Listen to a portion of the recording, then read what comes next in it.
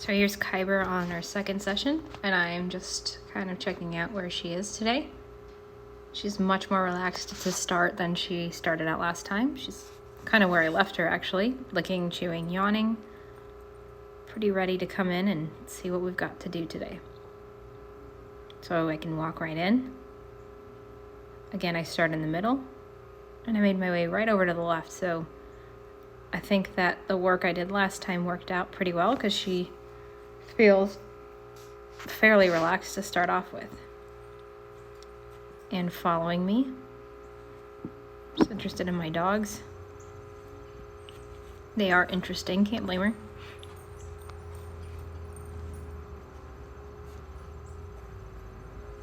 I know it didn't look like it in the last video because I was very careful not to get her running around, but she can be very quick, and a front leg could come out fairly quickly if I wasn't careful. So I worked very hard to not produce any self-defense behaviors because I don't want to practice those. So if I had pushed her too far, then I would have had to correct a lot more and it would have been a lot more work. So going slowly a time or two really is faster in the long run because then I don't produce any behaviors I don't want to practice. I'm looking to practice behaviors that I want to ride, and I want to ride a calm horse. So right over to her left side. And I'm just kind of toying to see if I can have her let me in on the left side and move away a little bit. There, she got a little rigid and much more rigid there. And she had to leave. So I'm going to start over and slow down next time. But she wasn't too upset.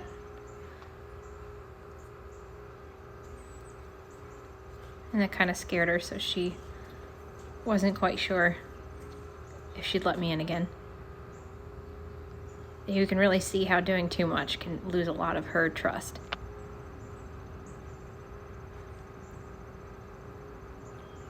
But I really love all this licking and chewing and yawning she's doing. When I first met her, she was like a great stone horse, just as rigid as a rock.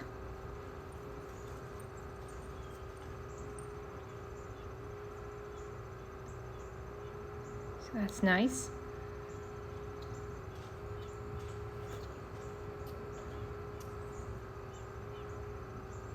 So I had to go backward a little bit there because I pushed the last approach I tried to make into her left side, pushed her a little too far, so now I need to back up and slow things down again.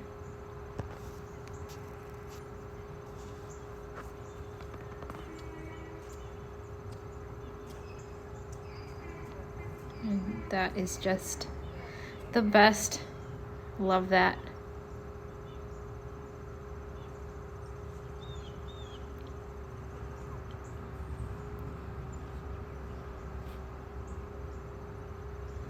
The more I can get her curious about me, the better.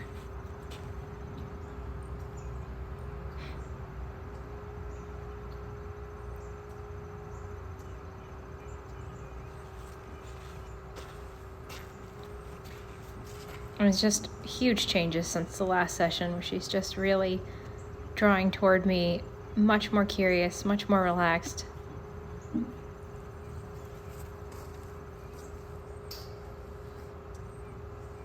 Really interested, much more soft looking all around. Just some good stuff.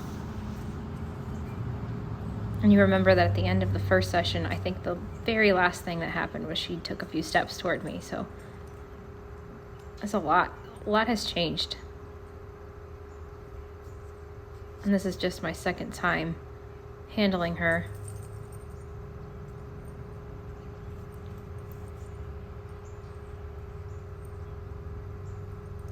Still kind of guarded on that left side.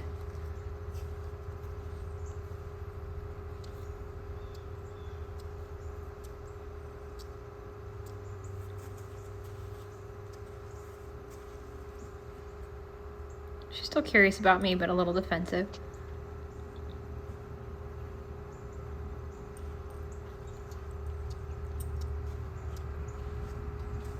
And all of this work will really prepare me for, well, prepare her and me for beginning of working on the halter, if I can get her to draw and learn how to follow my body in that combination of drawing and driving, that nice balance between the two, then the lead rope will make so much more sense. Because the lead rope on a horse's face doesn't intuitively make sense for them to be something they follow. In fact, pressure is something that they mostly resist. So if I can connect having her follow my body and balance between drawing and driving like I'm doing here, then the lead rope will just be the same thing, and I can slowly connect the lead rope to her feet. But if I were to just put the lead rope on her head and have her kind of struggle with the lead rope and its meaning, she would really be more afraid and unprepared, and there would be a lot more bracing on the lead rope than I'm interested in having. I want all these experiences to connect one to the next and to be easy for her to follow. Nothing before she's ready. Well, that's just cooler than cool.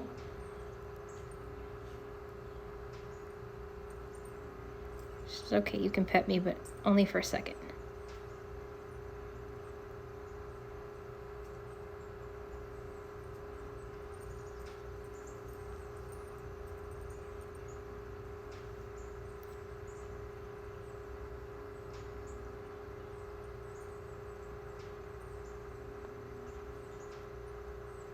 I'm just trying to see here if she'll follow my hand.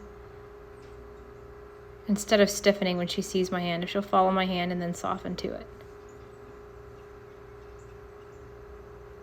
Because again, the lead rope is going to do the same thing.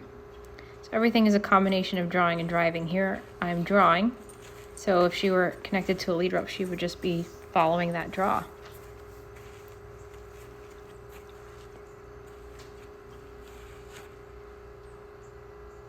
Here's a draw.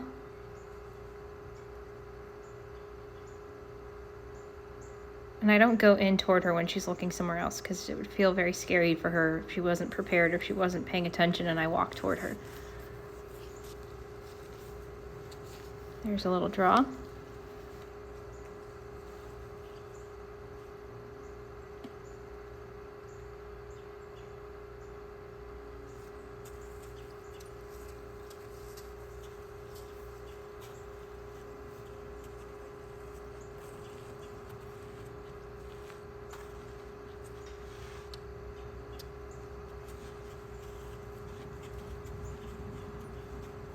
Let's see if I can draw her off these panels.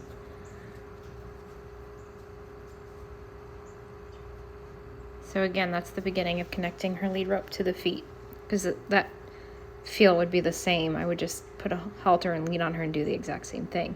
I'd want to be able to move her shoulders and her hind end and have her understand the difference between those two feels.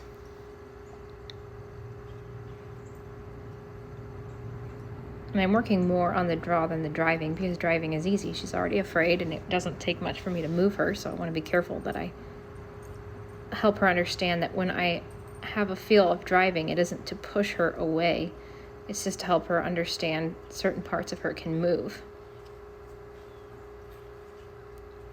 So much more emphasis on the draw than the driving, because having her run away from me is easy. I don't want her to run away from me. I don't want her to do anything in a flighty way.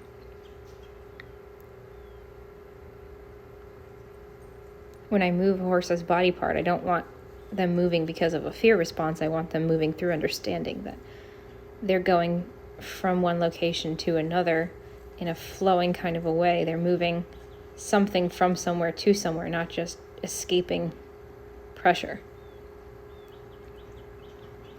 And that all starts here.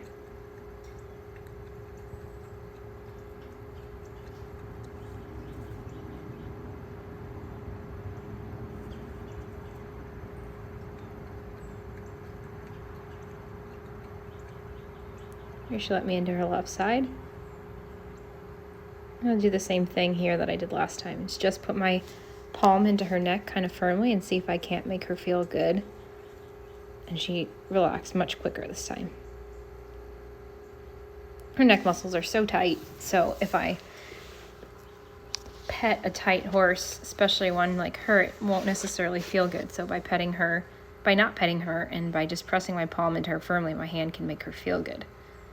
Because I don't want to cause her any pain or fear or worry with a feel that's unfamiliar to her. And I have to remember she hasn't been touched in a long time, let alone petted.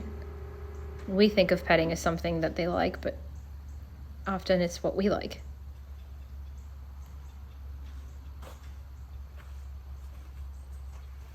And that's just good stuff. That's what I want, that when I leave, she's like, hey, come back, do that some more.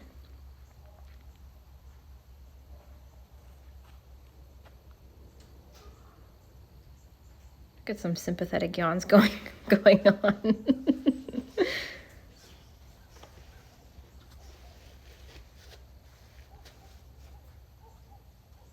Oh, such a good girl.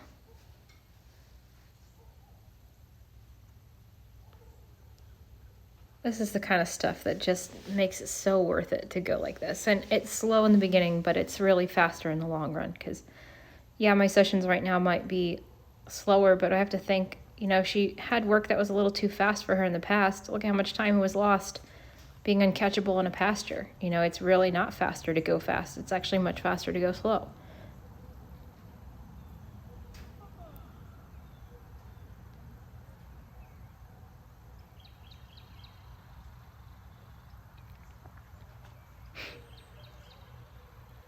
So here we are starting over, when if this had been done correctly to start with, it wouldn't have taken so long in the long run.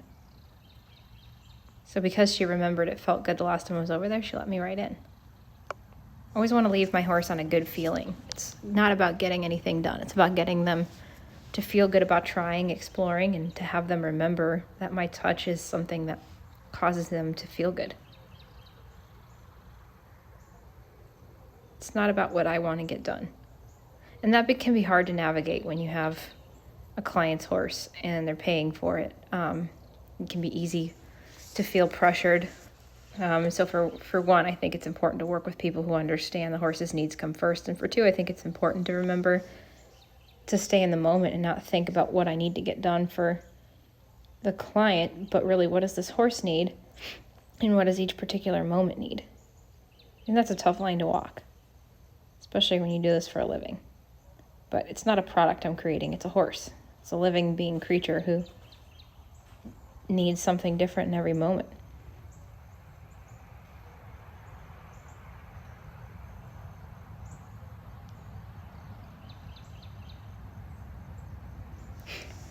Something my husband always says, which has stuck with me, is when we train our horses, are we treating them in a way that we would want to be taught ourselves?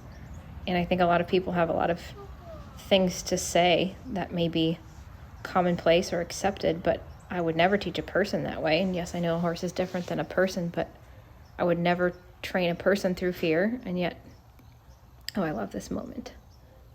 That stretching. We have so much release of tension. It's just so cool to watch. But I would never train a person through fear response. Like if I was teaching somebody and I said, if you don't canter, I'm going to throw this brick at you, so you better canter, I would lose all my business immediately. But people train horses repeatedly through pressure and fear. We expect mercy for ourselves and obedience from the horse. So I always like to think, am I getting this horse to respond through fear, or are they responding through understanding? And at first there might be some fear. It's normal, especially for a horse like this who isn't used to any of this stuff. This is all very scary for her, but is she responding because she understands and because she's willing, because she's trying, or because she feels she has to, or what I'll do to her is worse than what she's afraid of? Horses are fearful animals. It's easy to get them to respond through fear. It's hard to get them to respond through understanding. That takes time. That takes patience. That takes some self-searching on our ends. And this session just knocked me off my feet. She was just so different from the last session, just so relaxed, lots of yawning. That big stretch, I think, is something I'll remember forever.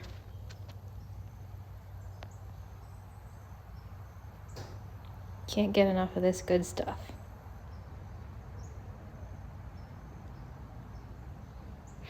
And again, this is the spot that I'd halter from, so I really want her to have some good experiences in that position.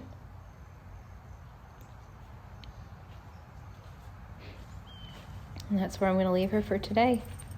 And that's just Perfect ending.